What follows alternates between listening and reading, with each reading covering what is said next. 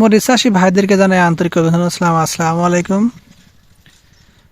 মরিচের বিষয়টা আসলে অন্যরকম একটা জিনিস। এটা কিন্তু সারা বাংলাদেশে সবচেয়ে মরিচ চাষটা বেশি হয়। আপনারা এটা কতটুকু জানেন আমি জানি না। সারা বাংলাদেশে যখন প্রত্যেকটা মানুষ প্রত্যেকটা সন্ধ্যায় কিন্তু মরিচ ছাড়া কোনো কিছু খাবার খায় না বললেই চলে, সেই জন্য মরিচের চাষটা বেশি হয়। সেই মরিচ চাষ করা কিন্তু অনেক কঠিন। সেটা ভালো মানের জাত এবং কিভাবে করা লাগবে এই বিষয়টা ভালো জানার দরকার আছে।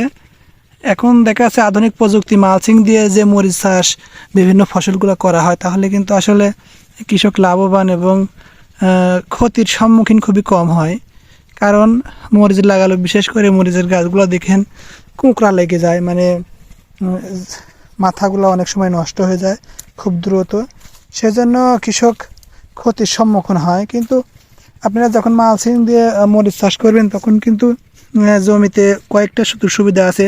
তার মধ্যে একটা সুযোগ হচ্ছে নিচের যে ঘাসগুলা আগাছাগুলা হয় সেগুলা কম হয়। এখানে শ্রমিক বিল কস্টিংটা কমে যায় এবং এখানে মাটির আর্দ্রতা এবং সব কিছু ঠিকঠাক পাওয়ার জন্য খাবারটা নষ্ট কম হয়। সেই জন্য এখানে খরচটা কম এবং গাছগুলা লাস্টিং করে অনেক দিন। সেই জন্য আপনারা বিশেষ করে এখন মালচিং দিয়ে যে কোনো ফসল যদি চাষ করেন তাহলে খুবই ভালো হয়। দেখছেন কত সুন্দর একটি পরিবেশ। আসলে যে কোনো জিনিস করতে হলে সেটা মনোযোগ সহকারে করা লাগে, তাহলে অবশ্যই যদি মনোযোগ সহকারে করেন সেটা ভালো কিছু ফল পাবেন আশা করা যায়। যাই হোক, এখন মোটামুটি প্রত্যেকটা গাছেই দেখেন ভালো একটা চালান আসতেছে মরিচের।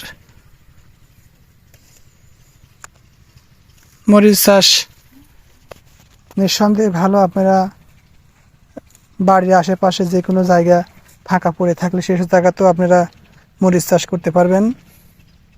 দেখেন গাছগুলা অনেক সুন্দর এবং গাছে কিন্তু মোটামুটি খুব ভালো একটা চালান আসতেছে মরিচের। দেখেন ছোট ছোট খালি মরিচই।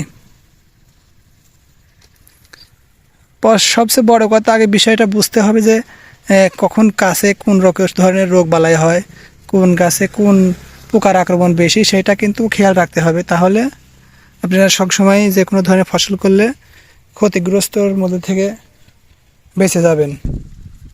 আপনারা নিঃসন্দেহে সুরজ বীজ ঘরের সঙ্গে যোগাযোগ রাখবেন। সুরজ বীজ ঘরের আমরা প্রত্যেকটা জিনিস নিজস্বভাবে পরীক্ষিত।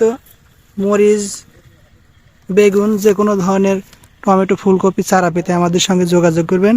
আমরা সারা বাংলাদেশে যে কোনো জায়গা থেকে আমাদের চারা সংগ্রহ করতে পারবেন।